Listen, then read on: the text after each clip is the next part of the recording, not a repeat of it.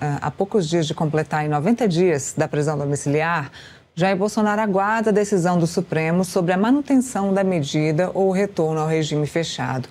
Condenado a 27 anos e 3 meses por participação em uma trama golpista, o ex-presidente cumpre pena em casa desde 27 de março, após a autorização do ministro Alexandre de Moraes para tratamento de saúde. Na análise, devem pesar fatores como relatórios médicos que apontam recuperação, mas também a continuidade de alguns problemas de saúde, além do cumprimento das regras impostas pela Justiça. Segundo registros oficiais, não houve descumprimento das determinações durante o período. Moraes também poderá considerar fatos ocorridos nos últimos 3 meses, como o de andamento de recursos apresentados pela defesa e a investigação envolvendo uma arma que foi registrada em nome de Bolsonaro. A decisão deve reacender o debate entre quem defende a continuidade da prisão domiciliar por razões médicas e quem avalia que a melhora do quadro de saúde de Bolsonaro justifica o retorno ao regime fechado. Vamos falar um pouquinho sobre isso também? Lembrando que a questão do depoimento da arma está marcado para essa terça-feira, para que o ex-presidente Jair Bolsonaro possa explicar por que uma arma dele foi encontrada em uma blitz da polícia aqui no Distrito Federal, numa cidade satélite, numa pista rápida aqui em Brasília, foi encontrado à noite por um agente do Gabinete de Segurança Institucional que foi retirado do GSI para fazer o trabalho de segurança para o ex-presidente Jair Bolsonaro. Fizeram a blitz, encontraram nessa blitz no carro a arma deste agente e também uma outra arma que, de acordo com ele, era do ex-presidente Jair Bolsonaro. Depois de consultado o número da arma ali, foi realmente descoberto que a arma era do ex-presidente. A defesa de Jair Bolsonaro explicou que a arma foi retirada de casa, que a arma não funcionava porque o ex-presidente toma remédios psicotrópicos e que ele não poderia ter uma arma funcionando dentro de casa. Mas aí não bate muito a explicação, porque se a arma já não estava funcionando, por que ela foi retirada de casa para um conserto? Porque essa foi a justificativa do agente do GSI. Agora, quem vai prestar esses esclarecimentos é o próprio Jair Bolsonaro. Amanhã ele presta um depoimento para a Polícia Civil aqui do Distrito Federal, depoimento que foi sim liberado pelo ministro Alexandre de Moraes. Está acabando, Felipe, o prazo de prisão domiciliar humanitária para Jair Bolsonaro. Será que Alexandre de Moraes, nesse contexto atual da política, porque tudo depende disso, nesse contexto atual político, o ministro vai deixar Jair Bolsonaro permanecer em casa ou vai retornar com Jair Bolsonaro para Papudinha? Nira, é uma questão boa, né? Eu entendo que se tiver ainda a situação dele de enfermidade, né, de doença, ele deveria continuar, né, prestando a sua pena na sua residência. Mas, Nira, eu estava aqui pensando, refletindo, né? Eu não sei se o Alexandre de Moraes irá nesse caminho, não, né? Porque no momento em que o Supremo Tribunal Federal está sendo colocado em xeque, muito holofote no Supremo Tribunal Federal, inclusive na relação do Supremo Tribunal Federal com o Banco Master, né, ele tem 2 caminhos, né? Evitar o questionamento político, né, da decisão dele de tirar o Bolsonaro do cumprimento da pena domiciliar humanitária, né?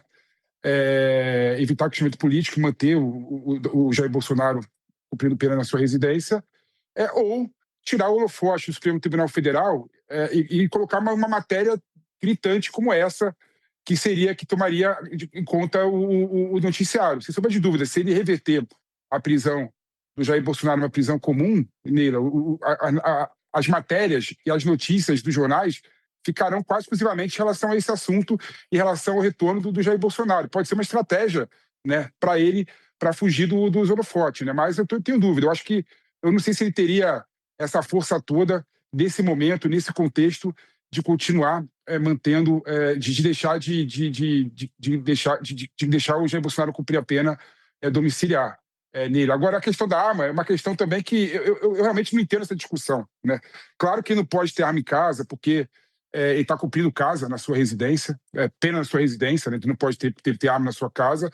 E claro que ele também não tem condição de ter arma na sua casa porque está tomando remédios, né, que fazem ele não ter condição, né, de manusear uma arma de fogo, né? Mas também achar que uma pessoa com a idade do Jair Bolsonaro tá com a arma em casa para poder ter algum tipo de incidente, né?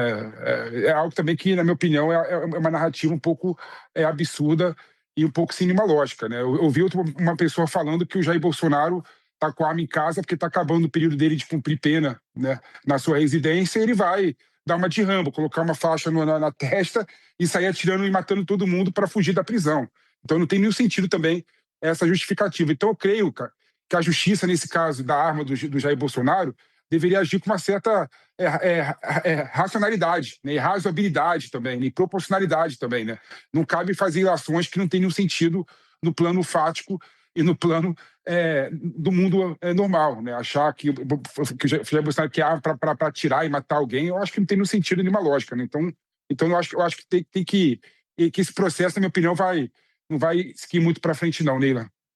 Agora, analisando o cenário político atual que envolve o Supremo Tribunal Federal, não é um momento tenso de envolvimento da família Bolsonaro, né? Já houve momentos mais tensos envolvendo a família Bolsonaro, os próprios filhos.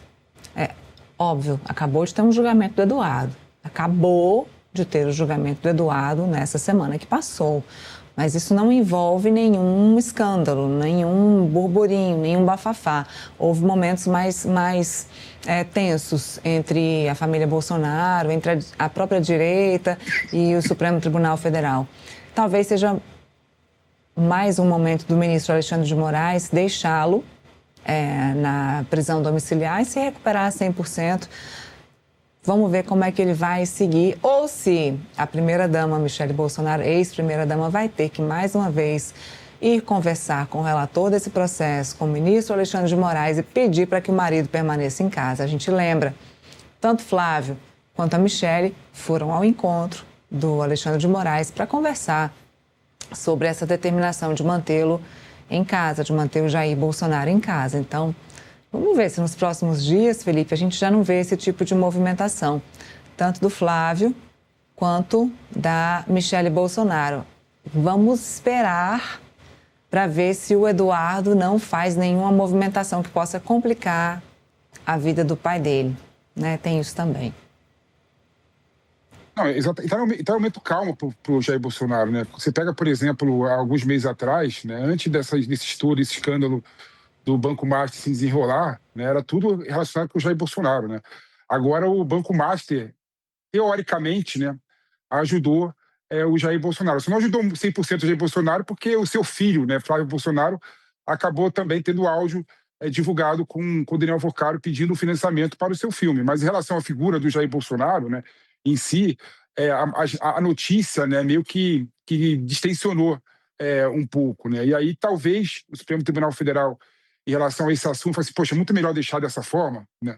Sem confusão política, sem falarem que o Supremo Tribunal Federal está agindo, perseguindo, né, o Jair Bolsonaro em relação ao julgamento. Vamos manter ele em casa, porque esses 90 dias também foram 90 dias bons para o Supremo Tribunal Federal. É bom lembrar, em relação ao Jair Bolsonaro, né? Não em relação à questão do Banco Master. Então, por conta disso, talvez para o Alexandre de Moraes, no momento de tensionamento por conta de outras coisas, é muito melhor não tensionar em relação a esse assunto do Jair Bolsonaro. Aí vamos voltar àquela questão, né? Eu lembro que quando teve a decisão do Alexandre de Moraes concedendo, né, a prisão domiciliar humanitária, né, a briga e a notícia era quem foi mais importante para essa decisão. Se foi o Flávio Bolsonaro que conversou com o Alexandre de Moraes ou foi a Michele Bolsonaro que conversou algumas vezes com o Alexandre de Moraes e com outros ministros. Não. Então acaba tudo virando uma narrativa política para ver quem é mais importante no clã bolsonarista. Neila, mas nesse caso específico, né, eu acho que, até voltei a falar naquele momento lá, eu acho que os dois, né, agindo conjuntamente, conversando conjuntamente com o Alexandre de Moraes, com os ministros do Supremo Tribunal Federal, têm o mesmo grau de importância em relação a esse assunto. Muito bem.